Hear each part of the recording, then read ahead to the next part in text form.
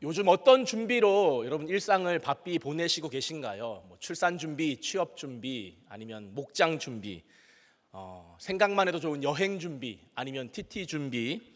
이 시간 수요 예배를 오시기까지도 아마 아침에 바삐 준비하셨을 것 같습니다.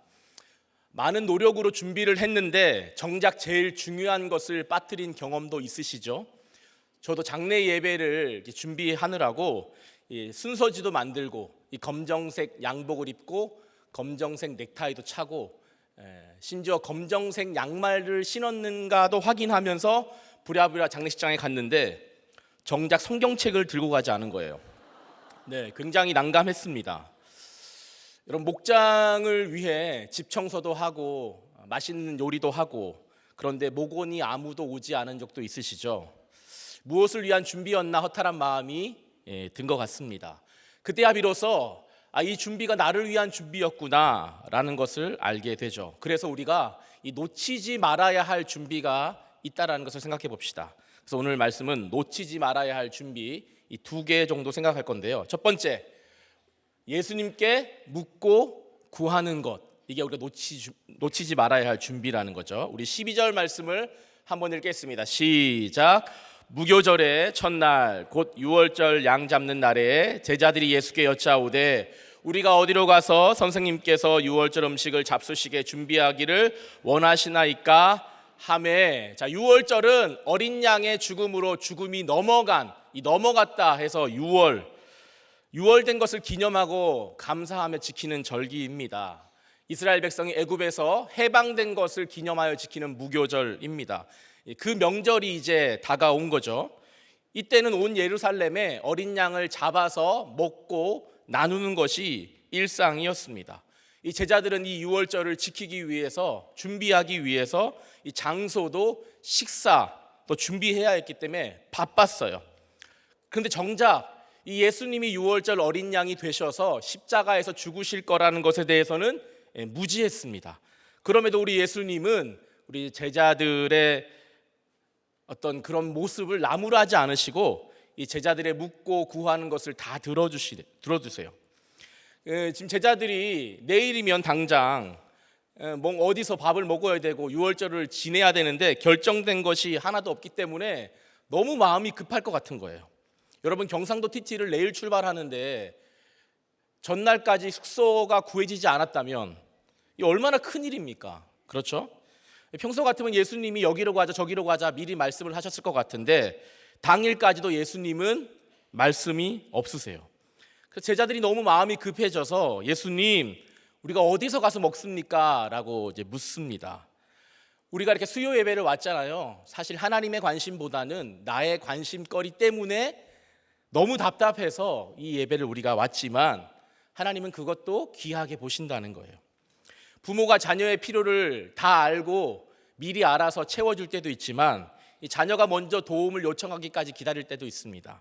이것처럼 하나님도 우리의 필요를 다 아시지만 때로는 자신을 찾고 구하기까지 기다리고 계시기도 하신 것이에요.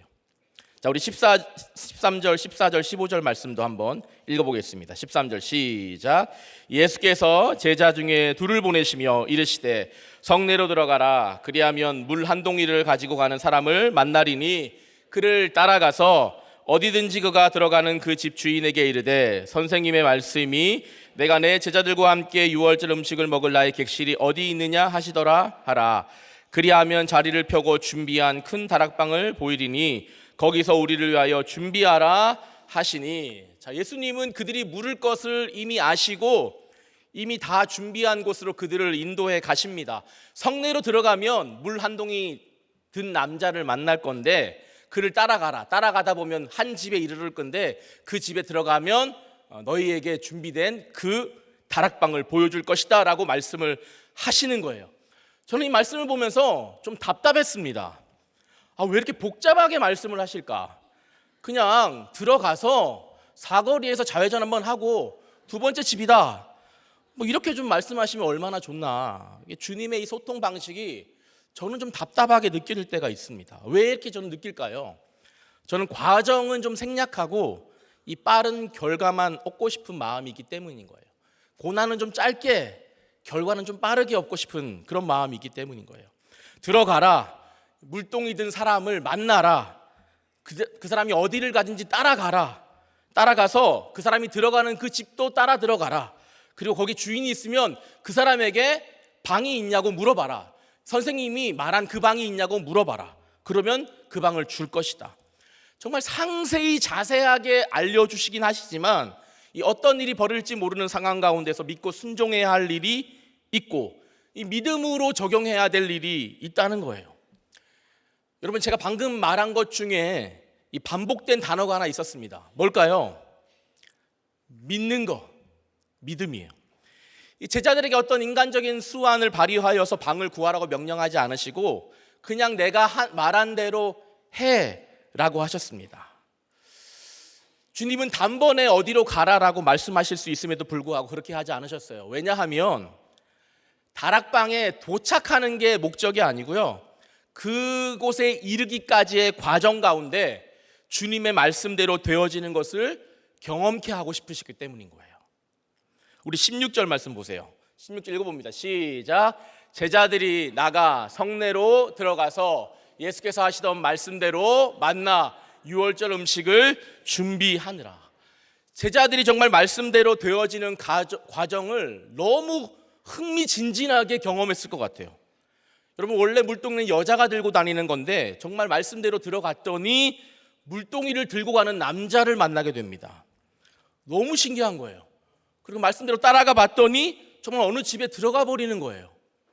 그 남자가 그냥 저 멀리 갈 수도 있잖아요. 어떤 집에 들어가는 거예요. 그 집에 들어갔더니 집주인이 정말 있는 거예요. 선생님 말씀하신 방에 대해서 얘기했더니 다 준비했습니다라고 보여주는 거예요. 그런데 우리는 걱정이 앞섭니다. 아, 물동이는 여자가 드는 건데 물동이든 남자가 없으면 어떡하지? 그 사람이 우리를 안내하는 그 숙소가 형편없으면 어떡하지? 나 침대 없으면 못 자는데.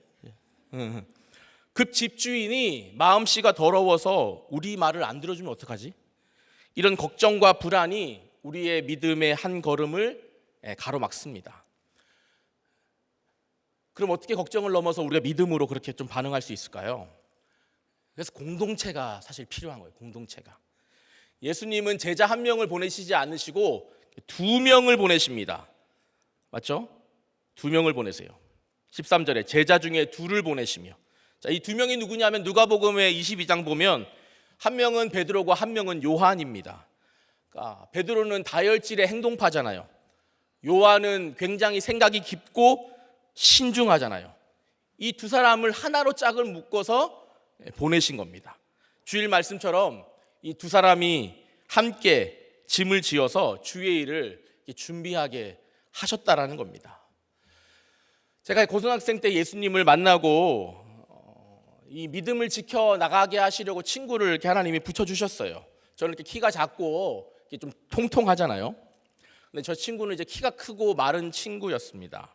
마치 이제 지금 고등부를 생각해 보면 김현우 목사님과 김정태 목사님, 약간 그런 느낌인 거죠. 예, 그런 친구였어요. 예, 신앙생활을 같이 이렇게 하면서 의지했는데 고3이 되었습니다. 공부하기 싫으니까 예배가 너무 사모가 되는 거예요. 그래서 고3 때 참 많은 은혜를 받았습니다. 그 친구가 이런저런 이야기를 나누다가 이렇게 진지하게 대화를 했습니다. 야, 우리에게 진짜 시간이 별로 없는 것 같아. 우리 정신을 좀 진짜 차려야 될 것 같아. 우리가 작정하고 뭔가를 해보자. 이렇게 대화를 했습니다. 그럼 뭘 했을까요? 네, 전도를 하기로 했습니다. 네, 우리가 토요일에 수업 끝나고 학교 앞에서 전도를 하자. 네, 금요일 저녁에 교회에 와서 찬양 연습을 하고 보면대와 기타를 챙기고 그 다음날 학교에 갔습니다. 학교에서 수업을 마치고 끝나자마자 그걸 다 부랴부랴 챙겨 나와서 학교 앞에서 찬양하면서 전도를 했어요. 예. 그 다음 주가 되니까 이제 비가 오는 거예요. 그 열정이 일주일도 채 가지 않았습니다. 아, 제가 얘기했어요. 내일은 좀 쉴까? 내일은 좀 쉴래? 그랬더니 그 친구가 뭐라 합니까? 아, 우리는 비 와도 한다. 이런 거예요. 그래서 제가 끌려가서 비 맞으면서 같이 전도를 했어요.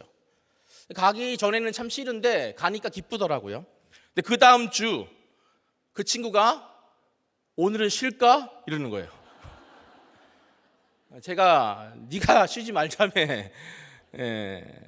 생각해 보면 둘이 한 마음으로 늘 갔던 적은 없던 것 같아요. 한 주는 제가 끌려가든지 한 주는 그 친구가 끌려오든지. 그렇게 2달을 했는데 이제 마지막으로 우리가 이제 공부도 해야 되니까 그만하자 하면서 1살 어린 후배를 같이 하기로 했어요. 금요일 날 하면서 이제 우린 고3이니까 고2 너가 해라, 후배가 이제 해라 라고 하면서 마지막으로 전도를 하기로 했는데 그 후배가 선배님들 끝까지 같이 하셔야죠 라고 하면서 1-2달을 더 했어요. 생각해보니 저도 목사가 됐고 그 친구도 목사가 됐고 그 후배도 목사가 됐어요. 혼자 했으면 아마 한 번도 못했을 거예요. 한 번도 못했을 거예요. 그냥 한 사람이 끌어가니까 끌려가고 밀어주고 버텨주면서 그렇게 왔습니다. 우리가 목장이 너무 필요한 이유가 혼자라면 절대 하지 못할 적용을 공동체 덕분에 할 수 있기 때문인 거예요. 믿음의 선배들에 의해서 따라가면 되는 거죠. 아니 끌려가면 되는 것이죠. 목장에서 말씀의 물동이를 든 목자가 그냥 수요 예배 가면 수요 예배 따라오고 큐티 한다 그러면 큐티하고 밥을 차려준다 그러면 밥도 같이 차려주고 발치 이불을 들겠다고 하면 나도 한번 들어주고 이런 순종이 어렵습니까? 쉽습니까? 근데 한편으로 생각을 해보면 아니 베드로처럼 물 위를 걸어오라는 것도 아니고 모세처럼 홍해를 가르라는 것도 아닌데 그냥 따라가는 순종만 하면 되는데 그러면 이미 예수님이 이미 다 준비해 놓으신 그것을 그 은혜를 발견하는 기쁨만 누리면 된다라고 주님 말씀하시는 거예요. 우리가 발을 동동 구리면서 전전긍긍하지만 주님께서는 이미 예비해 놓으신 길이 있고 사람이 있고 만남이 있고 계획이 있고 결국에는 하나님이 예비해 놓으신 준비해 놓으신 구원이 있습니다. 하나님의 생각은 우리보다 높고 하나님의 뜻은 우리보다 크십니다. 그 길을 우리와 함께 있는 이 지체와 함께 따라가면 되는 것이에요. 예수님은 유월절 식사에만 관심을 가지고 있던 제자들 대신에 모든 것을 이미 준비해 놓으셨습니다. 우리도 주님에 대한 구원보다 주님의 나라보다 그냥 나의 삶에 관심이 많지만 그렇지만 그렇게 주님 앞에 나아가는 우리로 인하여서 하나님은 이미 다 구원을 준비해 놓으신 거예요. 우리는 따라가면 되는 것이에요. 제가 장인어른 이야기를 종종 했었는데 6년 전에 소천하셨습니다. 병원에 계실 때 자녀들이 아버님, 아버지 예수 믿고 천국에 가셔야죠 라고 했을 때 아버님이 너무나도 카랑카랑하는 목소리로 내가 예수가 길이고 진리인 것은 믿겠지만 내가 예수가 생명인 것은 믿지 못하겠다 라고 말씀하셨습니다. 장인어른이 13살 때 홀로 북에서 내려오셨습니다. 모든 가족은 북한에 있고 아버님 홀로 내려오신 거예요. 평생 어머니를 그리워하시면서 금강산도 몇 번 다녀오시고 뭐 이산 가족 찾기도 하셨었어요. 평생 어머니를 내가 그리워했는데 우리 어머니가 천국에 계시지 않으면 내가 천국에 갈 이유가 없다 이렇게 말씀을 하시는 거예요. 뭐라고 이렇게 답변을 해드려야 될지 모르겠는 거예요. 지혜가 안 생기는 겁니다. 그래서 제가 목사잖아요. 뭔가 이렇게 지혜가 생겼어요. 아버님 북한에도 교회가 있고 예수 믿는 사람이 있다고 하는데 혹시 우리 어머니께서 어떤 사람을 통해서 예수님을 믿게 됐을지 어떻게 아십니까? 그래서 천국에 계실지 어떻게 아세요? 그 어머니가 천국에 계실지 모르니까 우리 아버님 꼭 예수 믿고 천국 가셔서 그 어머니를 한번 찾아보셔라 라고 하는 말에 아버님이 예수님을 영접하셨어요. 그런데 중요한 겁니다. 그런데 제가 참 지혜로운 말로 성령의 능력으로 우리 아버님을 전도한 줄 알았어요. 잘 몰랐는데 그 내막을 그 전에 주님이 기가 막힌 방법으로 한 사람을 보내셔서 정말 구원을 다 준비해 놓으셨더라고요. 무엇이냐면 저희 아버님이 참 외로움과 열등감이 많으신 분이에요. 여러분 생각해 보세요. 13살 때부터 혼자 지내니까 얼마나 외로웠겠어요. 그리고 아무도 도와주는 사람이 없고 이곳에서 살아남으려고 하니까 정말 악착같이 살아야 하고 누구도 믿지 못하는 그런 삶을 사셨겠죠. 이분이 선택한 것이 뭐냐면 열심히 책을 읽는 거였어요. 책을 읽는 거. 그러니까 혼자 외롭게 사시니까 누구와의 소통도 잘 안 되시는 그런 분이셨습니다. 이분이 책을 읽으면서 지식이 쌓이니까 가르치고 지식으로 이기는 것을 기쁨으로 여기며 사셨습니다. 목사인 제가 집에 가도 항상 공자, 노자 뭐 다 얘기하시고 목사가 가야 할 길에 대해서 1시간 얘기하시면서 제가 거기서 뭔가 아버님 그건 아닌 것 같습니다라고 하면 2-3시간 되는 거예요. 그러니까 무조건 아버님 말씀이 정말 맞습니다. 아버님은 한국교회에 기여하시는 분이십니다. 예, 막 이렇게 해야 아버님 옳습니다 해야 오케이 가라우 이렇게 되는 거예요. 예. 그러니까 아버님은 항상 자신의 지식으로 승리를 하셔야 되는 분인 거예요. 참 우리 아버님의 삶과 성품과 배움과 모든 것을 하나님이 아시고 누구를 준비시키셨냐면 병원에 이렇게 입원하고 계셨을 때에 그 아버님의 베드 앞에 한 분이 계셨는데 이분이 독실한 불교 신자셨어요. 그래서 이런저런 얘기를 하는데 이분이 불교가 맞다는 거예요. 불교가 진리라는 거예요. 근데 이 아버님이 어떻게 생각했어요? 자기는 예수님을 안 믿지만 불교가 맞다는 걸 이겨야 되는 거예요. 그분이 만약 불교도 맞고 기독교도 맞습니다 이렇게 했으면 아버님이 좋게 좋게 지냈을 텐데 기독교는 틀리고 불교가 맞다는 거예요. 그러면서 불자가 어떻고 석가모니가 어떻고 막 얘기를 하시니까 우리 아버님이 그걸 이기려고 하니까 불교는 종교가 아니야 이러면서 결국에는 그 아버님을 이기기 위해서 막 갑자기 예수의 부활을 얘기하시고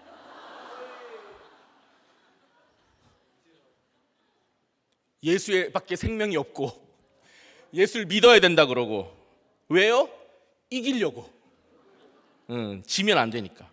불교가 맞다는 게 싫으셔서 아버님이 결국에는 예수밖에 없다라는 것을 자기도 모른 채 신앙 고백을 해버리셨습니다. 참 너무 신기하지 않습니까? 저희 아버님에게 딱 맞는 구원의 여정이셨어요. 어떤 고백이었든 어떤 마음이었든지 간에 하나님은 정말로 그 구원을 위해 한 사람을 예비하셨으니 불교 신자셨습니다. 네. 결국 아버님은 그것을 통해서 마음을 여셔서 자녀들이 그렇게 권하는 복음을 받아들이시고 예수님을 영접하셨습니다. 그래요. 하나님은 이렇게 우리가 구하고 나아갈 때 이미 준비된 길을 알려주시는 것입니다. 여기서 또 하나 예수님이 제자들에게 직접 장소에 대해서 말씀하시지 않으시고 2명만 미리 보내셔서 미션으로 얘기해 주신 데는 이유가 있습니다. 가룟 유다가 예수님을 넘겨줄 기회를 엿보고 있을 때에 마지막 만찬을 안전하게 할 수 있게 하기 위함이셨습니다. 만약 12명의 제자들이 다 있는 장소에서 공개적으로 이곳에 가라라고 하셨다고 한다면 이 가룟 유다는 그 정보를 대제사장들에게 미리 넘겼을 수 있고 마지막 만찬 전에 예수님을 잡아갔을지 모릅니다. 아직 예수님은 가룟 유다에게 돌이킬 기회를 주셔야 하였고 제자들의 발을 씻기시며 성만찬을 제정하시면서 이 마지막 양육을 해야 할 시간을 버셔야 했던 거예요. 예수님은 자기 십자가를 지러 가시지만 결단코 자기만 생각하지 않으셨어요. 끝까지 자기와 함께한 제자들을 생각하셨습니다. 여러분 구속사는 늘 상대방 입장을 생각하는 거라고 하시잖아요. 우리는 이렇게 교회에 오는 것이 편하고 좋지만 불신자들은 교회라는 곳에 오는 것이 참 불편하겠죠. 어떻게 이곳에 오게 할까? 그 입장에 생각해 보면 판교 현대백화점에서 점심 사준다고 하고 그 앞에서 차를 태워서 그러니까 재미있는 구경 한번 하고 올래? 라고 하면 데리고 오는 거죠. 그러니까 늘 상대방의 입장에서 생각해 보는 것. 그 예수님이 마지막까지 하신 지혜라는 거죠. 적용 질문 드리겠습니다. 요즘 내가 애정을 쏟아 준비하는 것은 여러분 무엇입니까? 그 준비를 위하여 하나님께 묻고 목장에 묻고 있습니까? 목장의 처방에 주저하고 있는 일은 또 무엇입니까? 하나님께서 그 한 사람을 위한 구원의 길을 예비하고 있음을 여러분 믿으십니까? 자, 놓지 말아야 할 준비에 대해 생각하고 있습니다. 첫째, 예수님께 믿고 구하는 것이다라고 했고, 두 번째는요, 나를 팔자를 끝까지 포기하지 않는 것. 이게 우리가 놓치지 말아야 할 준비라는 것입니다. 우리 17절 말씀을 한번 읽어보겠습니다. 시작. 저물매 그 12를 데리시고 가서, 자, 예수님이 금요일에 돌아가셨으니까요, 우리 시간으로 이때가 목요일 이제 저녁입니다. 최후의 만찬을 위하여서 예수님은 12 제자를 모두 데리고 가십니다. 예수님이 이미 다 아셔요. 다 알고 계십니다. 그런데 그렇지만 그 유다를 식사의 자리에서 제외시키지 않으셨습니다. 우리는 불편하고 싫고 배반당하는 그 사람들과 마주 앉아서 밥을 먹는 것이 참 힘들지만 여러분 십자가는 골고다 언덕에서만 지는 것이 아니라 식탁의 자리에서부터 시작되는 것이에요. 우리 18절, 20절 한번 읽어볼까요? 시작. 다 앉아 먹을 때에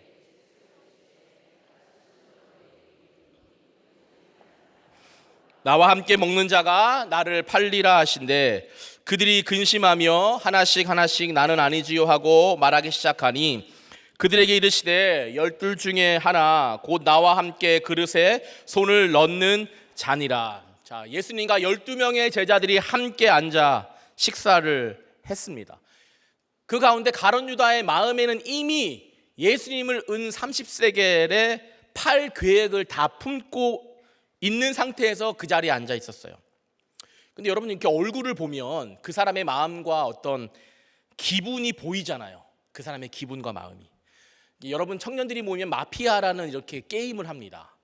마피아라는 게임을 하는데 그룹의 게임을 하는데 마피아는 자기가 마피아인 것을 속이고 시민을 죽여야 하고 시민은 마피아를 찾아내는 게임인 거예요.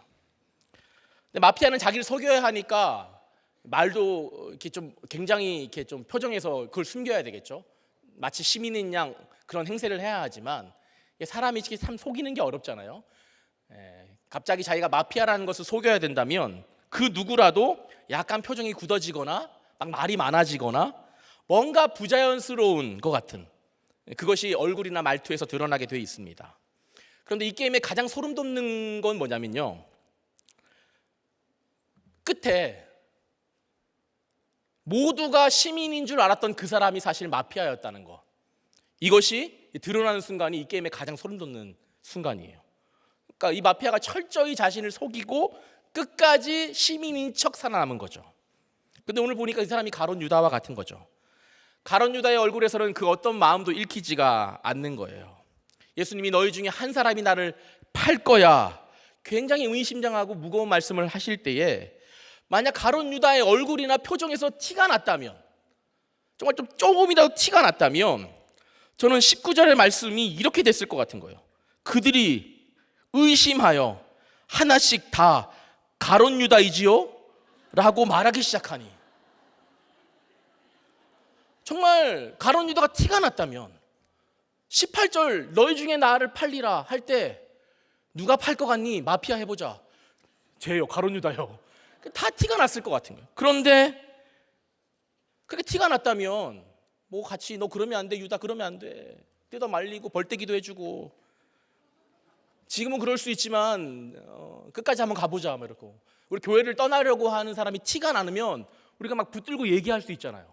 아 그러면 안 돼, 목장에 찾아가기도 하고 신방도 가고, 아 그러지 말자, 지금은 배신할 수 있지만 붙어 있다면 어떻게 될지 몰라 할 수 있는데, 가룟 유다가 티가 안 나니까 아무도 그를 의심하지 않습니다. 혹시 자기인가 싶어서 다 자기지요? 자기인가요? 라고만 하고 있어요. 겉으로는 다른 제자들과 전혀 다를 바 없이 행동했기 때문에 위선과 가식으로 아무렇지 않은 척, 제자인 척, 완전한 포커페이스를 유지하면서 식탁의 자리에 앉아 있었습니다. 그러니까 정말 어떻게 보면 진짜 티가 나는 것이 너무 축복인 것 같아요. 오히려 믿음 없는 것이 너무 티가 나고, 화가 나면 화가 나는 게 너무 티가 나고, 진짜 말씀을 싫어하는 게 티가 나고, 차라리 배우자를 싫어하는 게 너무 티가 나고, 이게 오히려 축복인 것 같아요. 그래야 돌이킬 기회를 얻을 수 있을 것 같아요. 티가 안 나게 너무 완벽하게 연기를 하면 다 속는 것입니다.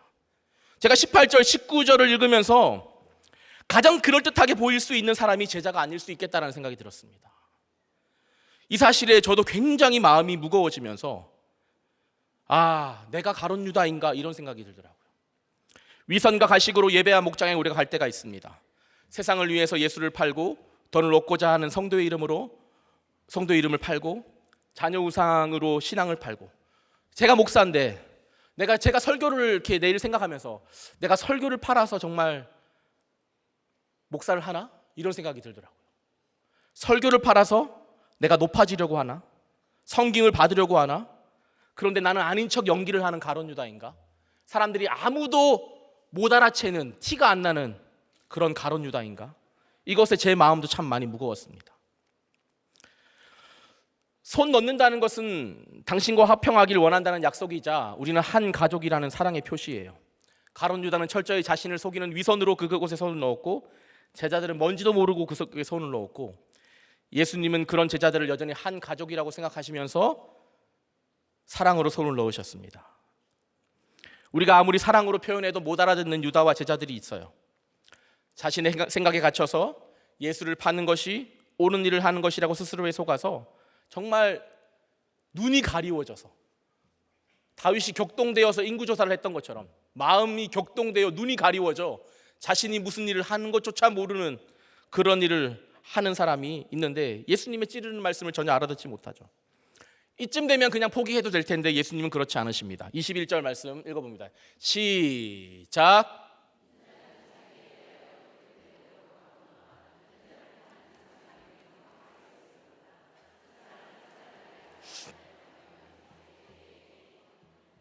좋을 뻔하였느니라 하시니라. 예수님은 나는 기록된 말씀대로 가거니와라고 하십니다.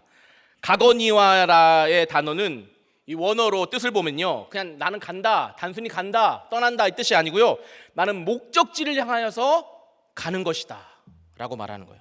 근데 이 동사가 능동태로 쓰였다고 합니다.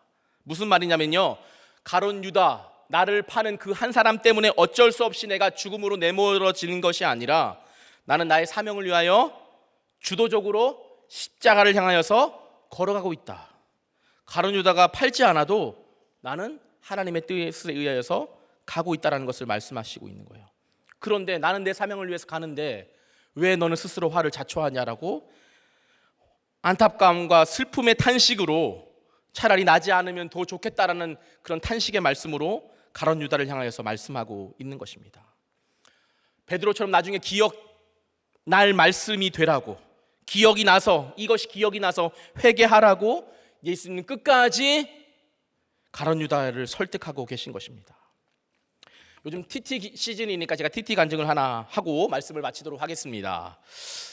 청년부를 섬겨서 청년들과 함께 TT를 다녀왔는데요, 마지막 날 밤 청년들의 솔직한 간증을 다 들으시고 담임 목사님과 담임 사모님에게 나눔을 좀 해달라고 요청을 드렸습니다. 기도 제목을 나눠주세요 라고 부탁을 드리니 사모님이 젊으세요. 30대 중반의 담임 목사님 사모님이세요. 그랬더니 첫 마디가 나도 여러분처럼 청년의 나이예요 라고 하면서 눈물을 흘리십니다. 20대에 남편을 만나 결혼했는데 사모가 될 줄 몰랐어요. 이제 사모가 된 지 7개월째인데 너무 목회가 힘들어요. 그 교회에 원래 담임 목사님이 시아버지고 원래 뭔지 알겠죠? 그러니까 한마디로 시아버지 시어머니가 한 50명 있는 그런 교회 간 거예요.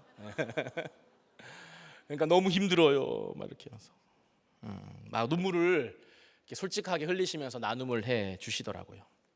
자기가 청소년 아이들을 담당하고 있는데 우리가 작은 교회라서 아이들이 별로 없는데 본인 교회 성도님이 학원을 하시는데 그 학원 아이들을 전도해 왔다는 거예요. 너무 귀한 아이들인데 다 초신자이기도 하고 부모님이 교회를 안 다니시니까 뭔가 이렇게 케어받기도 힘들고 사랑이 너무 고픈 아이들이라서 깨진 독에 물 붓기처럼 사랑을 주고 있는데 참 힘들어요. 연락을 해도 받지를 않고 몇 번 집에 찾아가도 분명 집 안에 있는 걸 다 아는데, 인기척이 나는데 집을 열어주지 않는, 거절을 계속 당하니까 거절당하는 게 너무 힘들고 싫어요. 복음은 비굴한 것이 아닌데 내가 너무 비굴해지는 것 같아서 막 너무 힘들고 싫어요. 안 하고 싶어요. 막 눈물을 흘리면서 얘기를 하더라고요. 나 이제 그만할까 라고 남편한테 얘기하면 남편이 위로해 줄 줄 알았는데 애들을 너가 포기할 거야 이렇게 얘기하면서 한바탕 부부싸움을 했어요. 근데 그 이제 TT 기간에 이 청소년 아이가, 그 아이가 큐티 시간에 이제 고백을 먼저 했습니다. 사모님이 정말 자기를 잘 챙겨주시는데 자기가 연락을 일부러 다 차단하고 집에 몇 번 오셨는데도 제가 나가지도 않고, 근데 사모님이 자기를 포기하지 않고 저번 주에 밥 사준다고 나오라고 하셔서 밥 사주시면서 서울에서 청년들이 내려오는데 한 번만 이번 수련회에 참석하자고 해서 자기가 왔다고, 이번 수련회에서 자기가 예수님을 만난 것 같다고, 사모님한테 너무너무 자기가 죄송하다고 이런 얘기를 하더라고요. 그래서 얘기를 했어요. 너가 이제 사모님의 오른팔이 되어라. 응? 응? 사모님이 이 나눔을 듣고 너무 기뻐하시면서, 이제 그럴 아이들이 아니라는 거죠. 알잖아요. 딱 보면 그럴 아이들이 아니라는 거죠. 너무 기뻐하시면서 기도 제목을 나누셨는데 여기에서 참 우리 청년들이 다 울었어요. 저는 잘 살게 해달라는 기도가 아니고 그냥 내 자리에서 우뚝 서 있게 해달라고 기도해 주세요.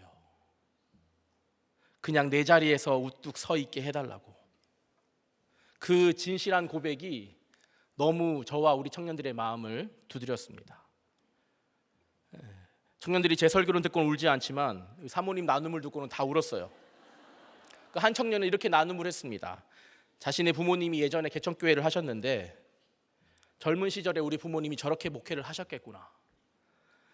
부모님 생각이 나면서 내가 이것 때문에 이분을 만나기 위해서 이 TT를 온 것 같다고, 부모님처럼 정말로 간절히 기도가 나온다고 고백을 했습니다. 때로는 우리가 누군가에게 예수가 유다가 될 수가 있죠. 또 누군가는 나의 유다이기도 합니다. 배신을 당하기도 하고 배신을 하기도 합니다. 만약 우리 가운데 한 명의 유다가 있다면 끝까지 기다리시는 그 주님께 돌이킬 수 있기를 주님의 이름으로 축복합니다. 적용 질문 드릴게요. 위선과 가식을 버리고 솔직하게 나눠야 할 것이 무엇입니까? 식탁의 자리에서 내가 져야 할 십자가는 무엇입니까? 억지로가 아니라 능동태로 가야 할 사명의 자리는 어디입니까? 기도하겠습니다. 하나님 아버지,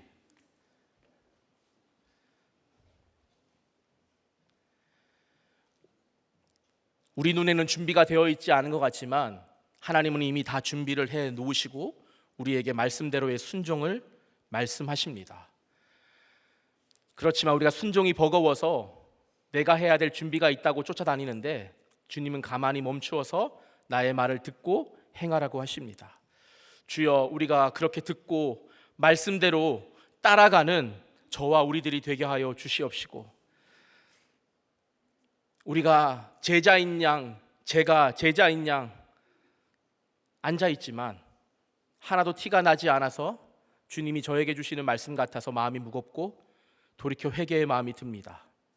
주여, 위선과 가식과 거짓으로 척을 하지 아니하고 안 되면 안 된다고, 싫으면 싫다고, 부족하면 부족하다고, 죄인이면 죄인이라고 솔직하게 나를 낮추고 주님을 붙잡는 제자가 되게 하여 주시옵소서.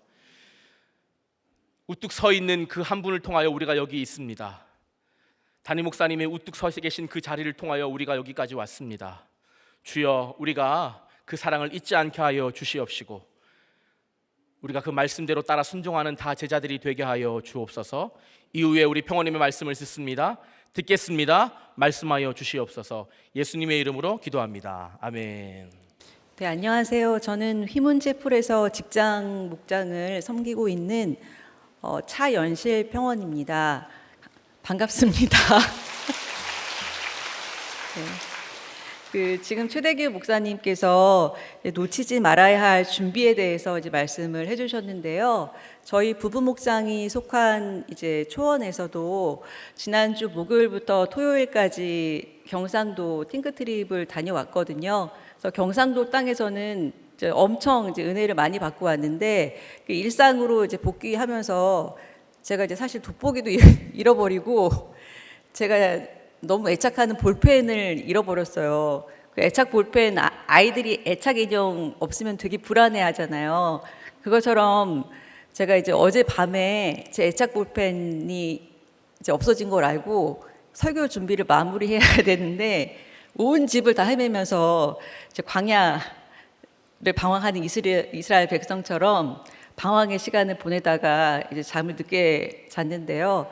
사실 이제 오늘 말씀이 이제 하나님께서 이스라엘 백성한테 이제 광야에서 더 이상 방황하지 말고 돌이켜 떠나라고 오늘 말씀을 하셨는데 이제 어제 이제 목사 저에게 이제 볼펜 이제 그만 찾고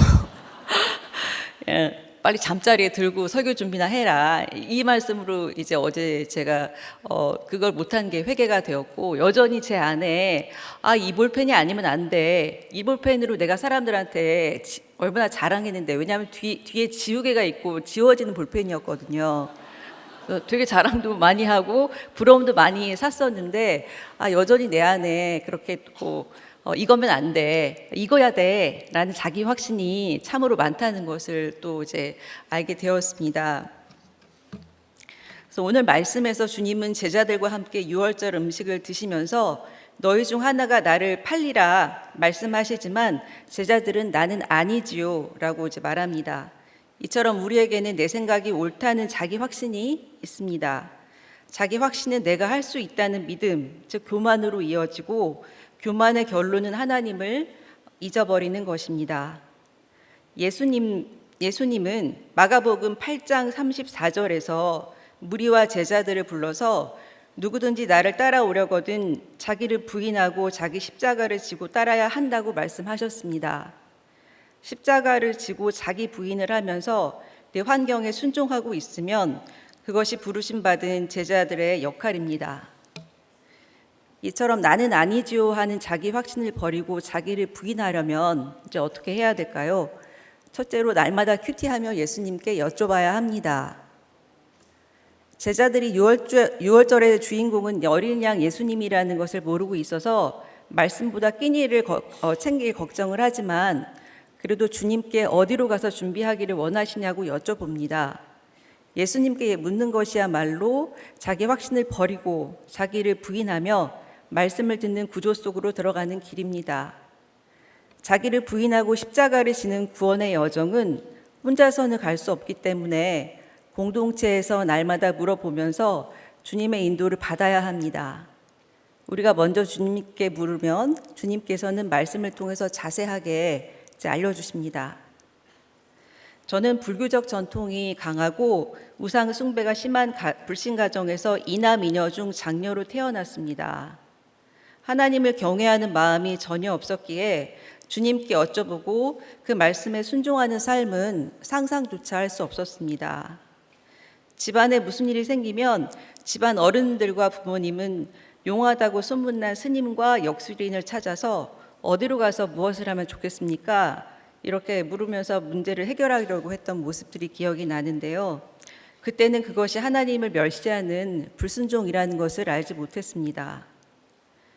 부잣집 외동아들로 책임감이 없는 아버지와 의대생의 꿈을 꺾고 혼전 임신으로 결혼해서 늘 우울했던 어머니는 심한 불화 끝에 결국 이혼하셨습니다.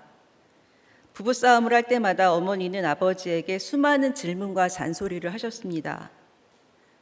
어머니의 질문에 아버지가 적절한 대답을 하지 못하고 두리둥실 넘어가는 모습을 보면서 또 어머니의 잔소리를 한 귀로 듣고 또 한 귀로 흘리는 아버지의 모습을 보면서 질문과 잔소리는 갈등을 해결하는 데 도움이 되지 않는다고 생각했습니다. 이것이 제 인생의 첫 번째 자기 확신이 되었습니다. 어머니가 아무리 화가 나서 도끼를 뿜고 있어도 아버지가 허허 이렇게 웃으면서 구렁이 담 넘어가듯이 얼버무리면 제풀에 지치신 어머니도 입을 다물고 방 안으로 들어가시며 그날의 부부싸움은 종결되었습니다. 저는 상대방이 화를 내면 일일이 대응하지 않고 참는 것이 상책이라고 생각하게 되었습니다. 그리고 행복한 가정은 우리 집처럼 갈등이 있으면 안 되고 마치 조용한 바다 위를 항해하는 선박처럼 순탄하게 항해하면서 완벽한 평화가 유지되어야 하는 공간이라는 잘못된 자기 확신을 가지게 되었습니다. 이것이 제 인생의 두 번째 자기 확신이 되었습니다. 집안일과 양육으로 늘 분주했던 어머니는 장녀인 제게 동생들을 보살피고 보듬는 역할을 기대하셨지만 저는 동생들을 돌보는 일은 뒷전으로 한 채 큰 소리가 창문을 넘어가는 가정 환경이 너무나도 힘들었습니다. 이런 슬프고 속상한 마음과 또 학교 생활을 부모님과 나누고 싶어도 아버지는 부재 중이었고 어머니는 집안일과 동생들을 챙기며 바빴기 때문에 혼자 알아서 해결해야 되는 것들이 많았습니다. 그렇게 혼자 알아서 하며 누구에게도 물을 수 없으니 외로웠지만 제 마음에서는 내 생각이 옳다는 자기 확신과 내가 뭐든지 할 수 있다는 교만도 커져갔습니다. 혼자 알아서 하며 누구에게도 잘 묻지 않았던 저는 학교 생활에서도 마찬가지였습니다. 학교에서도 질문을 좋아하는 학생은 아니었는데 중학교 2학년 때 제가 짝사랑하던 과학 선생님이 계셨거든요. 그래서 선생님께 인정받기 위해서 미리 공부하고 또 수업 시간에 할 질문들을 구상했던 기억이 납니다. 어느 날 수업 시간에 용기를 내서 질문을 했는데 선생님은 제 질문이 본질에서 비껴났고 또 수업 내용과도 맞지 않는다면서 공개적으로 핀잔을 주셨습니다. 저는 너무 수치스러웠습니다. 그날 이후 선생님을 향했던 제 초롱초롱했던 눈이 앙칼지게 째려보는 눈으로 변하는 걸 보면서 내가 받은 수치심은 누군가를 향한 지독한 미움과 원망으로 변할 수 있구나, 이렇게 알게 되었습니다. 이것이 제 인생의 세 번째 자기 확신이 되었습니다. 이날 이후 저는 다른 사람들이 저한테 질문을 하면 답은 하지만 내가 누군가한테 질문하는 것은 상대방의 반응을 예측할 수 없기 때문에 안전하지 않다고 생각하게 되었습니다. 질문을 통해 상대방에 대해서 궁금해하지 않으니 저는 이타적인 선택을 할 수 없었고, 이타적으로 살지 않으니 인생이 그렇게 심각하지 않았습니다.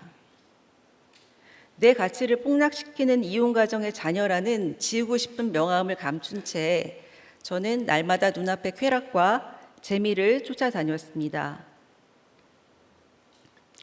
결혼도 그저 나한테 잘해주는 사람이랑 하면 뭐 편하겠지 하는 아니란 생각에 결정했습니다. 남편을 내 인생의 구원자로 착각하고 결혼했기 때문에 결국에 내 자존심과 인내가 바닥이 나는 고난의 행군이 기다리고 있었습니다.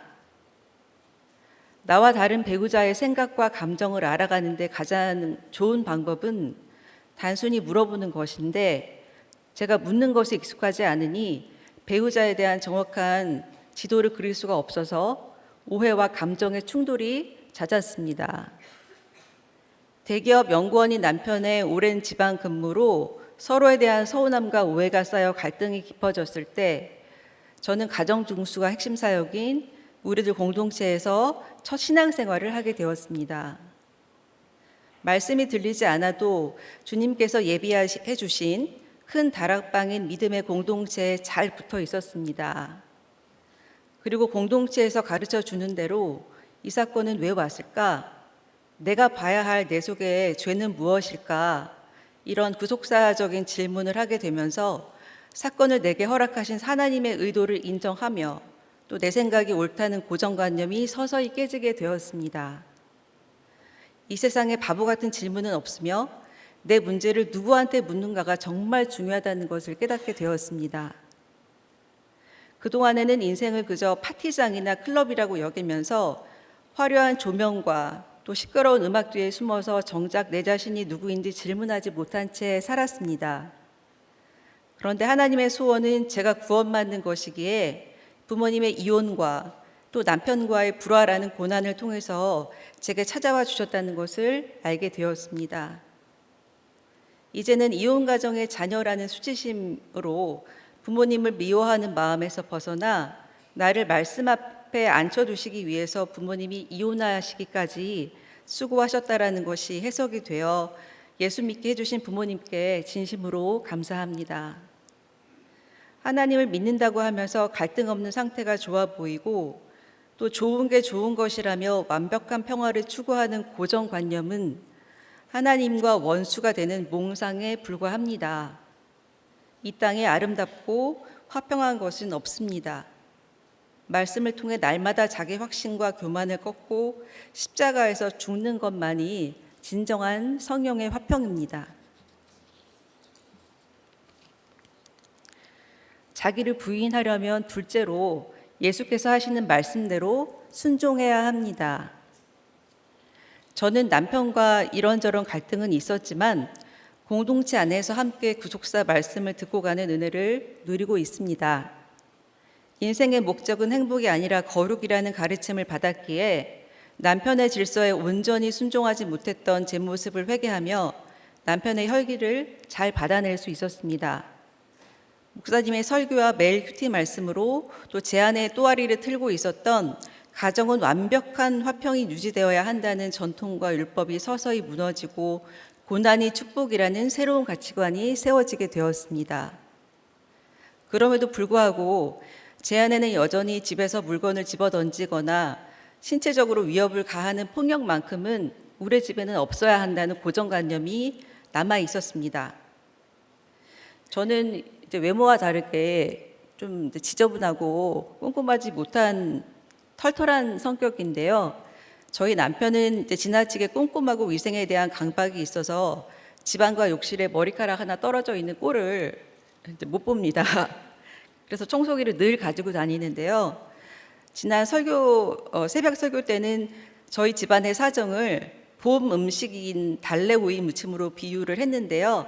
이제 오늘은 이제 봄이 지나가고 여름이 왔기 때문에 이제 여름에 우리가 시원하게 먹을 수 있는 오이 미역 냉국으로 저희 집을 좀 비유해 보면 남편의 이제 강박적인 성품이 청양고추의 알싸한 향, 제 둔감한 행동이 오이의 아삭하지 않은 식감, 그리고 자녀의 예의 없는 말대꾸가 덜 불려서 맛이 없는 미역이 될 것 같습니다. 아삭할 줄 알았던 오이가 억세고 쓴맛을 내며 덜 불린 미역과 최악의 콜라보가 되는 날이면 자기 화를 못 이긴 남편은 청소기나 집안의 다른 물건을 집어던져 부수기도 합니다. 남편이 폭력성을 발휘한 대상은 사실 사람이 아니라 청소기와 같은 그런 물건입니다. 그런 물건들이 집어 던져질 때 저와 아이에게는 다음은 네 차례가 될 수 있어. 다음엔 네가 집어 던져질 수도 있다고 그런 위협적인 신호로 받아들여져서 나를 죽이는 소동으로 여기고 가슴이 쿵 하고 내려앉는 그런 순간들이 있습니다. 구원의 대상인 가족이 별이 아니라 아마 저에게 무거운 짐처럼 느껴지기 때문입니다. 하나님은 갈등도 없고 폭력도 없는 저희 가정을 통해 역사하시는 것이 아니라 남편이 화를 내거나 폭력적인 말과 행동을 하는 소동을 통해 나의 우상이 무너지기를 바라시는데 여전히 제 안에 우리 집은 갈등과 폭력이 있으면 안 돼, 없어야 해, 이런 욕심이 남아 있어서 우리 가정에 주님이 다시 오시는 것을 가로막고 있는 것 같습니다. 그런데 여호와의 영이 제게 임해서 제 관점과 생각이 바뀌는 계기가 있었습니다. 작년 여름에 저희 부부 목장에 속한 초원은 전라도 전주로 띵크트립을 다녀왔는데요. 교회 측에서는 2박 3일 동안 1층의 식당을 저희가 사용할 수 있도록 배려해 주셨습니다. 식당은 세상과 구별되어져서 구속사의 은혜를 누릴 수 있는 공간이 되었지만 간식도 먹고 또 밥도 먹고 또 여러 가지 그런 활동들을 하면서 점차 지저분해졌습니다. 그런데 둘째 날 오후에 남편이 어디선가 청소기를 구해와서 땀을 이제 뻘뻘 흘리면서 다른 집사님들과 함께 청소를 하고 있는 거예요. 그래서 저는 속으로 진짜 여기까지 와서 자기 결벽을 넘어서지 못해 청소기까지 돌리고 있어 하고 정말 속으로 많이 짜증이 났습니다. 청소하는 남편에게 고마운 마음이 들기보다는 짜증나는 마음이 사실 많이 들었습니다. 영적으로 둔감해진 제 마음을 다스리기 위해서 그날 큐티 말씀을 다시 폈는데요. 부부 목장과 여자 목장 시연을 위해서 여러 날 묵상했던 사사기 13장 15절에서 25절로 큐티인의 제목은 삼손이라 하니라 였습니다. 사사기 13장은 이스라엘이 다시 악을 행해 블레셋의 압제에 처한 상황에서 하나님이 아이가 없는 마누아 부부에게 삼손을 낳게 하시고 그를 통해 구원의 역사를 준비하시는 내용입니다. 제가 남편을 부끄러워하고 남편에게 짜증내는 악을 행하자 하나님은 저를 포기하지 않으시고 그 한 사람 남편을 통해 양육해 주십니다. 남편은 하나님께 감사한 마음으로 염소 새끼와 같은 청소기를 구해와서 청결한 공간을 마땅히 여호와와 지체들을 위해 소제물로 드렸는데 저는 그 공간의 주인이신 하나님을 알아보지 못했습니다. 또한 하나님께서는 남편의 청소를 예물로 기쁘게 받아주셨는데 저는 청소기를 집어던져 부수었던 폭력적인 남편의 모습만 떠올렸기 때문에 청소기가 예물이 아니라 수치심과 두려움의 대상이라는 그 고정관념에서 벗어나지 못했습니다. 이렇게 깨닫고 나니 나는 마누아의 아내처럼 하나님의 말씀을 믿음의 눈으로 바라보지 못하고 남편의 죄만 책망하는 아내구나 라고 회개하게 되었습니다. 제가 연약함으로 띵그트립에서도 청소기를 구원의 표징으로 예비해 주시고 또 청소기를 두려움의 대상으로만 보지 않고 사건 그 너머에 계신 하나님을 볼 수 있게 해주신 것입니다. 저희 남편은 작년 띵크트립 이후에 청소기 집사, 청소기 나집사라는 이제 별명이 붙었는데요. 남편이 이 별명을 되게 좋아합니다. 청소기 집사인 남편의 꼼꼼함을 넘어서는 강박은 사실 이번 경상도 띵크트립에서 빛을 발했는데요. 전도팀장 역할을 맡은 남편은 10개가 넘는 마을회관에 계신 어르신들을 교회로 모셔와서 복음을 전하고 또 다시 마을회관으로 모셔다 드리는 전도축제 과정에서 지체들과 함께 한치의 오차도 없이 잘 감당하였습니다. 또한 경상남도 합천에 그 한 사람을 위해 기도를 준비하는 남편의 모습을 제게 보게 하셨습니다. 이제야 비로소 남편이 공동체 안으로 쑥 들어온 것 같아서 안심하는 마음이 제 안에 채워지기 시작했습니다. 정말 띵크트립은 가고 볼 일입니다. 청소기 집사라는 별명에 걸맞게 날마다 말씀으로 영육간의 죄를 깨끗하게 청소함으로써 저희 부부를 이끌어 가시는 하나님으로 말미암아 저와 남편이 흑암과 같은 시대를 비추는 작은 태양이라는 이름의 삼손처럼 공동체를 위해 쓰임받기를 소망합니다. 자기를 부인하려면 셋째, 내가 예수님을 팔 그 한 사람임을 인정해야 합니다. 예수님도 그러하셨듯이 가장 가까운 사람에게 배반당하는 것이 우리 인생입니다. 하지만 우리 중 누구도 예수님을 팔아넘긴 유다를 정지할 수만 없는 것이 우리도 끊임없이 남을 배반하는 인생이기 때문입니다. 저는 제 유익을 위해 예수님을 배반한 죄인입니다. 저는 생육번생의 명령을 지키지 못했습니다. 형제들이 많아서 좋은 기억보다는 제가 받을 사랑과 관심, 또 무엇보다도 경제적인 지원이 분산된다는 이기적인 생각에 어릴 적부터 나는 결혼하면 애는 하나만 낳아서 이제 많은 사랑을 줘야지라고 다짐했습니다. 남편도 처음에는 제 생각에 동의했지만 이제 막상 예쁘고 딸이 사랑스럽게 자라는 걸 보면서 아이를 더 낳기를 원했습니다. 그러나 저는 하나님께서 명령하신 대로 생육하고 번성하며 충만한 삶을 살기보다는 내가 보기에 좋고 편한 삶을 살고 싶었기 때문에 남편과도 갈등을 겪었습니다. 그래서 저는 하나밖에 없는 딸을 우상의 자리에 올려놓고 예수님을 배반했습니다. 딸은 이제 유아부 때부터 우리들 교회 안에서 성장했는데요. 진득하게 앉아있는 엉덩이 힘으로 공부도 성실히 하는 것 같았고 또 엄마의 감정을 알아주고 배려해 주었습니다. 그런 딸을 보면서 저는 오랜 주말 부부 생활에 남편 없이도 내가 혼자서 애를 잘 키웠지 하는 교만의 기념비를 세웠습니다. 저도 유다처럼 예수님을 배반하고도 돌이킬 기회를 갖지 못하고 죽을 수밖에 없는 인생이었는데 주님은 자녀의 입시 고난을 통해 제가 자녀 우상의 죄를 회개할 기회를 주셨습니다. 어설픈 문제로는 제 자신의 죄성을 결코 알 수 없기 때문에 제가 하나님과 겸하여 섬기고 있던 자녀 문제로 찾아와 주신 것입니다. 공부를 제법 잘했고 잘했다고 제가 믿었던 거죠. 공부를 제법 잘했던 딸을 공동체와 윗질서에 묻고 이제 명문 자유형 사립고등학교에 보냈는데요. 경쟁이 치열한 분위기에서 아이는 자존감이 떨어져 공부에 집중하지 못했고 결국 고3 때 원서를 냈던 모든 대학에 떨어져 재수를 했습니다. 고3 수능을 열흘 앞두고 큐티인에서 사무엘상 말씀이 시작되었습니다. 자녀를 구하는 한나의 기도처럼 진정한 기도는 간절한 고통이 있을 때 하게 되는데 저는 하나님 뜻과 상관없이 꼭 갖고 싶은 것이 자녀의 대학 입학이었습니다.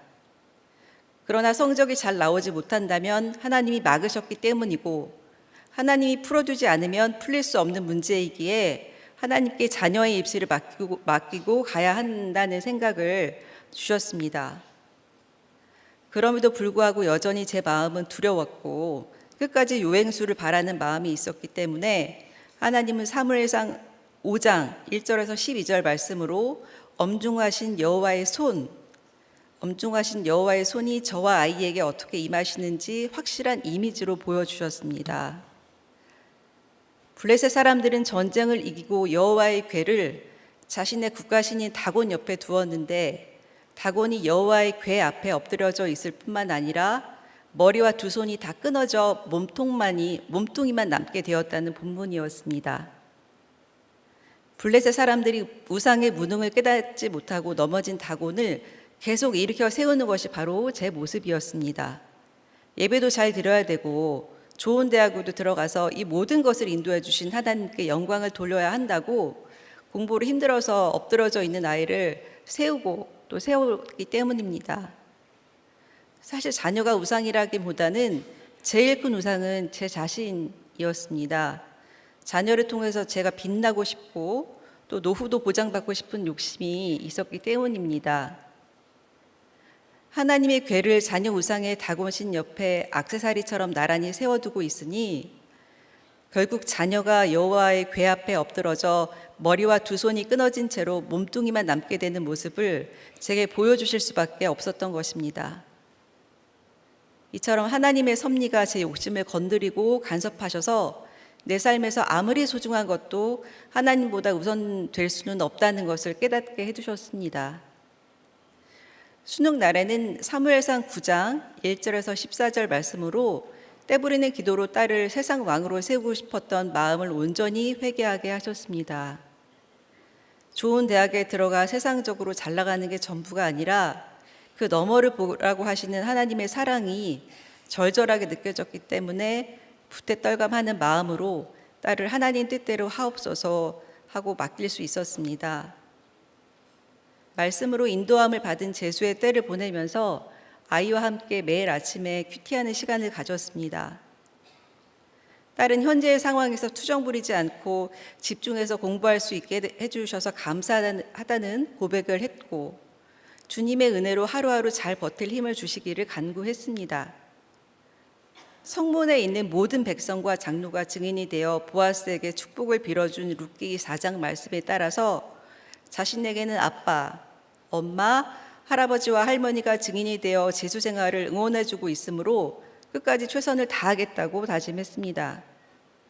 누가복음을 묵상하면서는 자만했던 예전 모습을 회개하고 제수하고 있는 현재의 비천한 모습을 주님이 돌봐주시길 원하며 겸손한 마음으로 살아가겠다고 기도도 했습니다.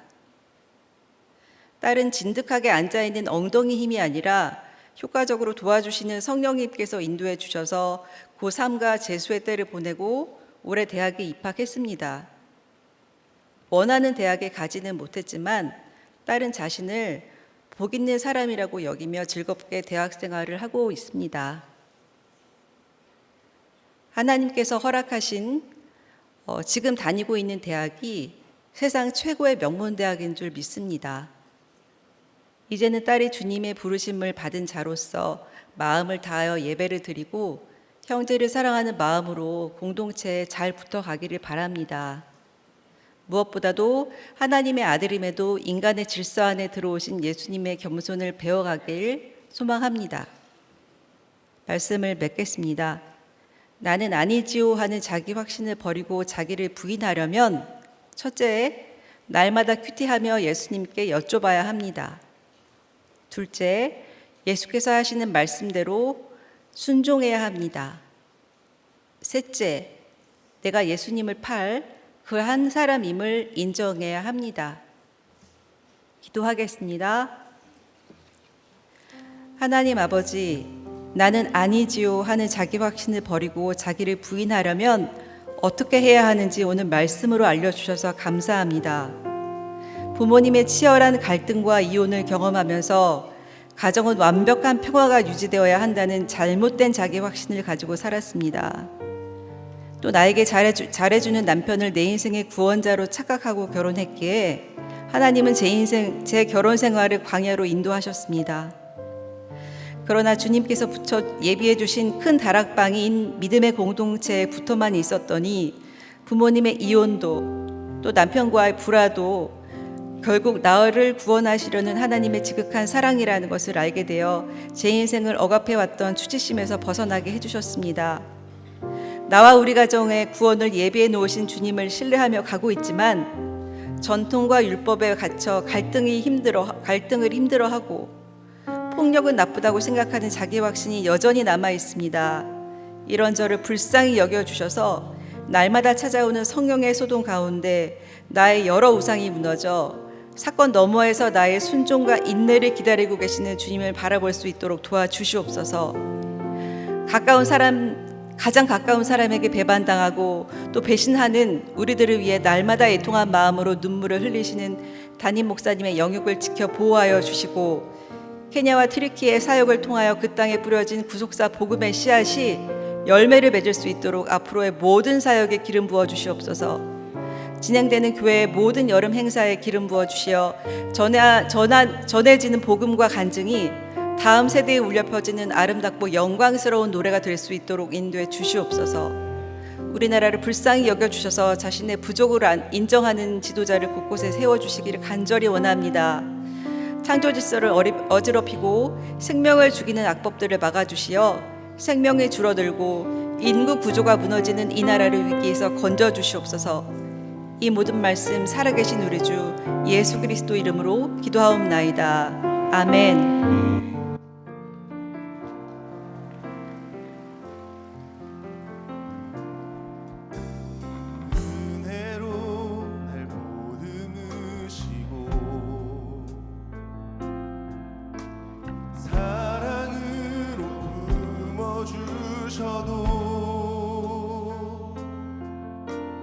내 마음 한 자락도 지키지 못하는 이 모습 부끄럽습니다. 따스한 곁을 내어주신 따스한 곁을 내어주신 주님 앞에 나갑니다.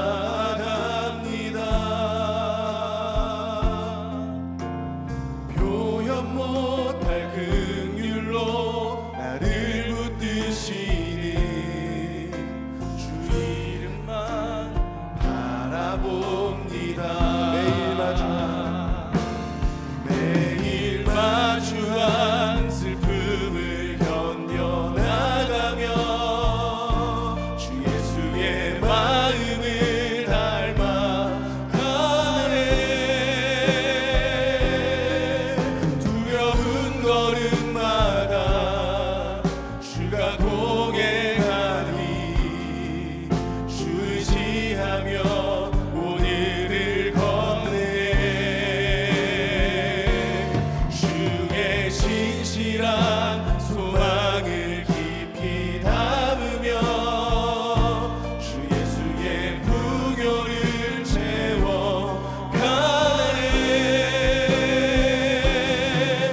하나님의 자녀로 영예시켜가며 깊어진 삶을 주께 드리네. 매일 마주한 슬픔을 견뎌나가며 주 예수의 마음을 닮아가네. 두려운 걸음마다 주가 동행하니 주 의지하며 오늘을 걷네. 주의 신실한 소망을 깊이 담으며 주 예수의 부교를 채워가네.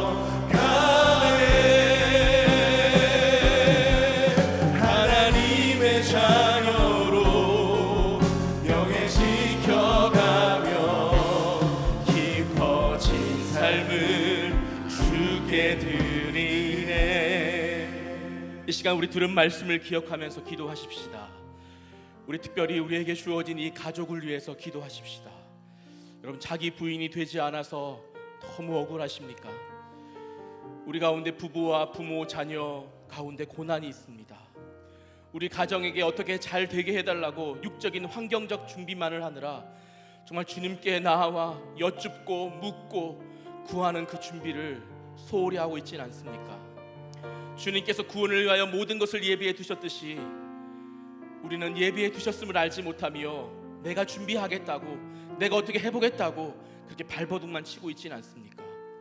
배반당하는 사건 앞에서 원망만 하고 있지 않으십니까?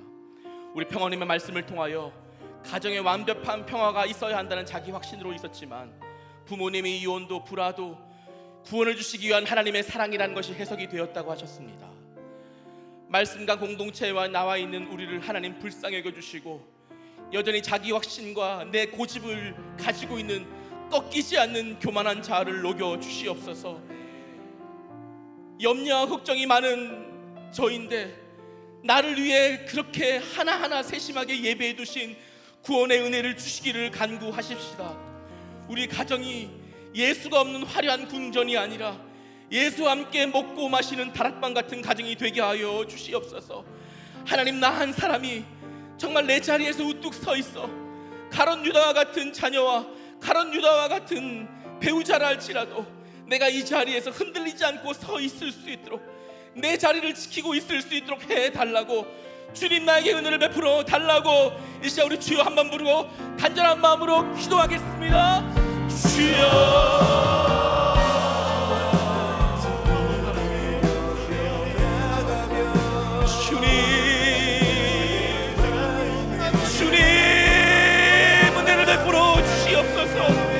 제자들이 염려와 근심과 걱정으로 주님께 묻고 구하였습니다. 우리도 아버지 평안함 가운데 묻는 것이 아닙니다. 염려와 검심과 죽게 되어서 근심함으로 주님께 묻습니다. 주님 어찌하면 죽겠습니까? 주님 어찌해야 합니까? 어디로 가야 합니까? 무엇을 해야 합니까? 주여, 나에게 답이 없고 주님께 답이 있습니다. 나에게 길이 없고 주님께 길이 있습니다. 주여, 나의 구원을 위하여, 나의 가족의 구원을 위하여 하나님이 준비해 주시고 예배해 주신 다락방으로 인도하여 주옵소서. 그 길을 갈 수 있게 되게 도와주십시오. 우리 가운데 믿음을 주시옵소서. 완벽한 가정이 아니라, 완벽한 궁전이 아니라 예수와 먹고 마시는 다락방 같은 가정이 되게 하여 주십시오. 먹고 마시고 말씀을 먹고 마시며 편안하게 먹고 마시며 누구라도 함께 먹고 마시는 가정이 되게 도와주십시오. 싫고가 아니라 함께 품고 나아가는 가정이 되게 도와주십시오. 배반당함으로 원망하는 우리 마음이 있습니다. 불쌍히 여겨주시옵소서. 주여, 해석되지 않는 고난이 있습니다. 가정이 있습니다. 주여 도와주십시오. 억울함을 내놓고 주님께 구하는 인생이 되게 도와주십시오. 주여, 우리도 서 있기를 원합니다. 내 자리에서 우리도 서 있게 도와주십시오. 주여, 힘듭니다. 주여, 힘이 듭니다. 주여, 힘이 듭니다. 주여, 괴롭습니다. 주여, 떠나가고 싶습니다. 주여, 모르고 싶습니다. 주여, 도망치고 싶습니다. 주여, 나는 안 됩니다. 주여, 못하겠습니다. 주여, 불쌍히 여겨주십시오. 내 자리에 서 있는 것이 힘듭니다. 내 자리에 우뚝 서 있는 것이 힘듭니다. 주여, 나를 불쌍히 여겨주십시오. 도와주십시오. 하나님 은혜를 베풀어 주시기를 간구합니다. 우리 이 시간 교회와 다음 세대와 우리의 자녀들을 위해서 기도하십시다. 말씀 묵상과 가정 중수를 외치는 우리들 교회가 가식과 위선이 아닌, 나는 아니지요라는 불신앙이 아닌, 나도 그런 사람입니다. 내가 그런 사람입니다. 나도 내 자리를 박치고 도망가고 싶은 죄인입니다. 나도 정말 책임지고 싶지 않은 죄인입니다. 나도 가정을 버리고 싶은 죄인입니다. 자녀도 버리고 싶습니다. 도망치고 싶습니다. 다 싫습니다라고 솔직하게 고백하고 하나님께 회개하는 공동체가 되기를 위해 기도하십시다. 전통과 율법으로 서로를 정죄하지 아니하고 당신이 나보다 옳도다에 도저히 할 수 없는 구속사의 말씀을 하나님 그 말씀으로 교회를 섬기고 세상을 섬기는 공동체가 되기를 위해 구하십시다. 담임 목사님이 세계에 뿌려놓으신 모든 말씀의 씨앗들이 자라나 열매를 맺게 해달라고 간구하십시다. 진행되어지는 우리 모든 교육부 협회에 아이들이 참여합니다. 참여하는 아이들이 정말로 하나님, 나는 아니지요가 아니라 나도 그런 사람입니다라고 솔직하게 자신을 보고 고백하는 아이들이 되게 해달라고, 지금은 아무것도 보이지 않는 하나님 그런 씨앗 같은 존재들이지만 장차 하나님 믿음의 사람으로 자라나게 해달라고, 교회에 가지 않은 자녀들도 있을 것입니다.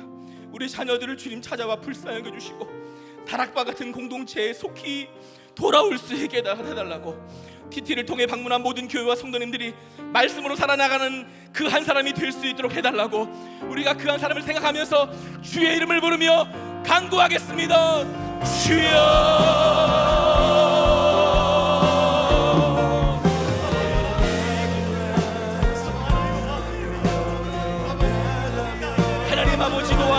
주시옵소서.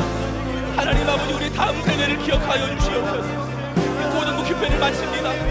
주여, 말씀으로 자신을 보게 하여 주십시오. 해석하게 되게 도와주십시오. 나도 그런 사람이라는 고백이 있게 하여 주십시오. 우리 아버지 주어질 모든 집회 가운데 기름 부어주십시오. 집회를 가지 않은 우리 아이들도 있습니다. 집회가 뭐냐, 교회를 떠난 자녀들도 있습니다. 하나님, 어찌하면 좋겠습니까? 주여 도와주시오. 주여 도와주십시오. 주여 도와주시옵소서.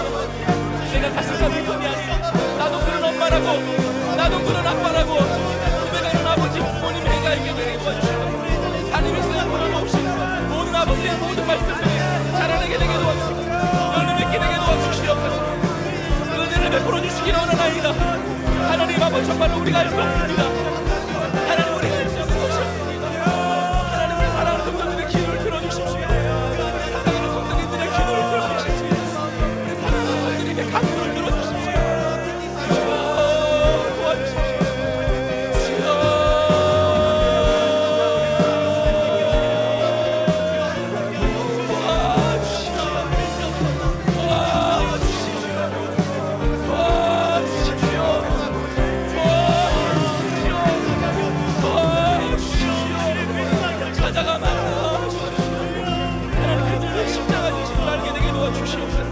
우리가 할 수 있는 것이 없어. 주여, 그리스도의 말씀으로 살아나가게 되게 도와주시옵소서.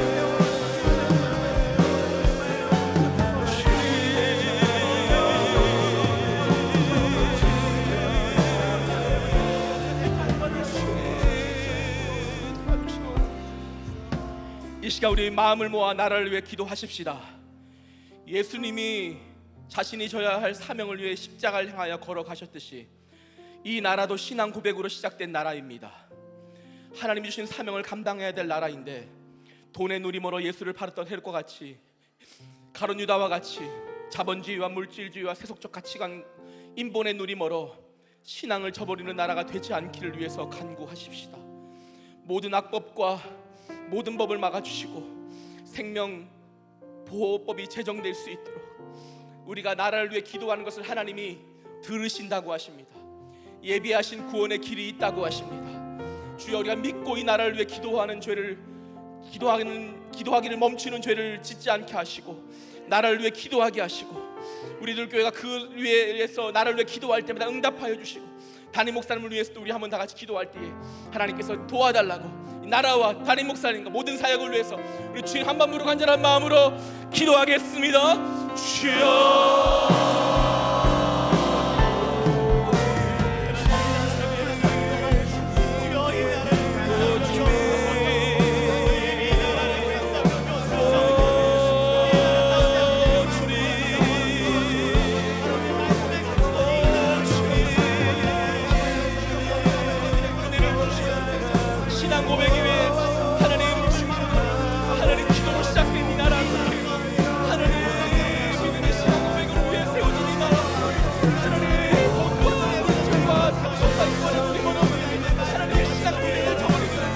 아버지, 그 나라가 되지 않기를 다시 하나님 나라를 위해 갈 수 있는 나라가 될 수 있도록 도와주시옵소서.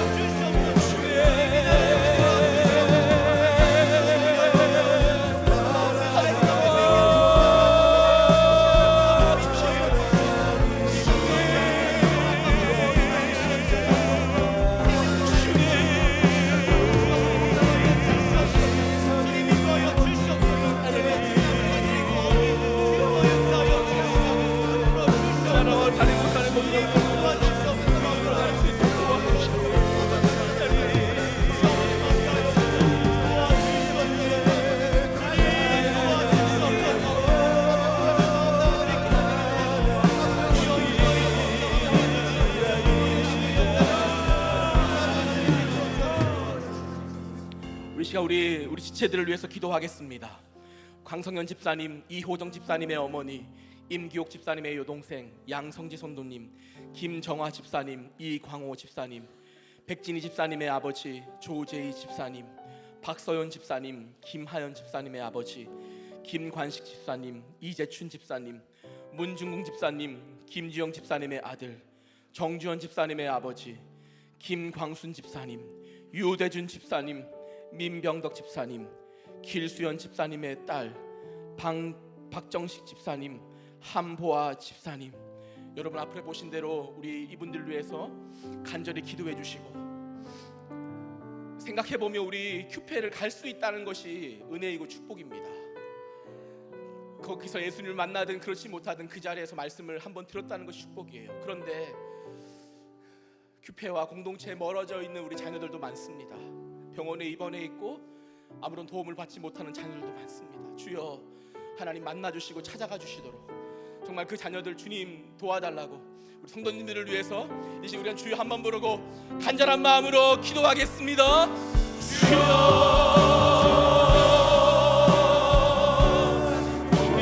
우리 사랑하는 우리 집사님 은혜 주시기 원하나이다.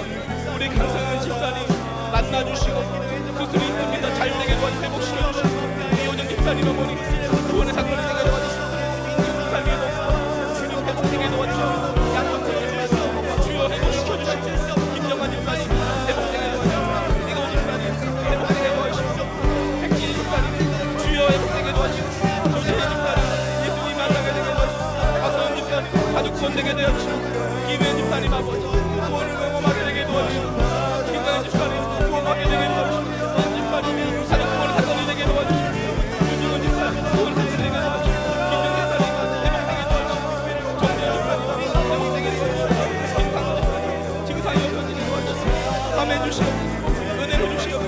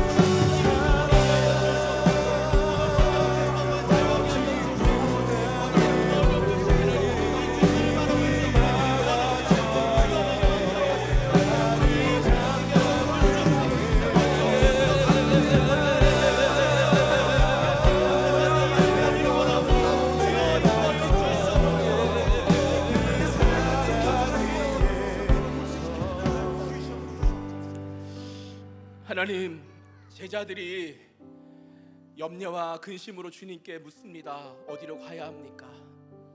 사실 우리도 다 짐 하나 가지고 주님께 나왔습니다. 어디로 가야 됩니까? 사람한테 물어도 답이 없어서 이곳에 나왔습니다. 내 자녀 어떻게 하면 좋겠습니까? 우리 부모님 어떻게 하면 좋겠습니까? 내 남편, 내 아내 어떻게 하면 좋겠습니까? 짐 가지고 주님께 나왔습니다. 그런데 우리 주님 나무라지 않으시고 십자가를 지시러 가셔야 함에도 제자들에게 하나하나 알려주시면서 유월절을 준비하자라고 하십니다.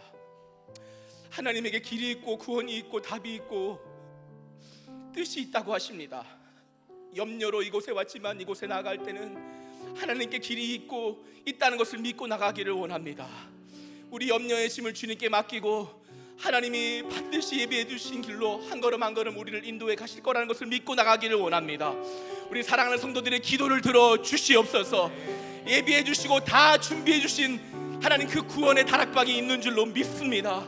생각해보면 저희도 그랬습니다. 저도 그랬습니다. 제가 어떻게 이곳에 있겠습니까? 저희 아버님이 어떻게 구원을 받을 수 있겠습니까? 정말로 우리가 한 것 같지만 우리가 한 것이 없고 하나님이 예비해 주신 그 구원의 길로 인도해 주셨습니다. 그냥 공동체부터가 어떻게 하면 좋겠습니까? 어떻게 해야 합니까? 라는 것을 물은 것밖에 없는데 하나님이 그렇게 우리를 인도해 가셨습니다. 우리 사랑하는 성도님들의 모든 자녀들이 다 구원의 길로 가게 되게 도와주시옵소서. 우리 모든 가족들이 다 구원의 열매를 얻게 되게 도와주시옵소서. 세상의 화려한 궁정이 아니더라도 예수님과 함께 먹고 마시는 다락방에 있다 할지라도 우리가 기쁨으로 가겠사오니 하나님 그렇게 구원의 기쁨의 소식이 우리 가정들마다 있게 되게 도와주시옵소서. 깨지려고 하는 가정들마다 붙여주시옵소서. 하나님 우리의 자녀들이 다 주님께 돌아오게 되게 도와주시옵소서. 우리의 모든 부모님들이 주님께 되게 돌아오게 되게 도와주시옵소서. 하나님 아버지, 그것을 위해서 주님이 누구를 위해서 마지막까지 이렇게 시간을 내어 양육하십니까? 배신할 제자들이고 주님을 팔아버릴 가룟 유다입니다. 주여, 오늘 이곳에 주님이 말씀을 주시는데 저에 대한 말씀이고 우리에 대한 말씀입니다. 외식과 가식으로 내가 말씀의 제자인 양 그렇게 살아가지 않게 되게 도와 주시옵소서. 나도 죄인입니다. 저도 음란하고 속이고 높아지려고 하고 하나님 그렇게 예수를 팔아 목회를 하려고 하는 제 마음이 있습니다.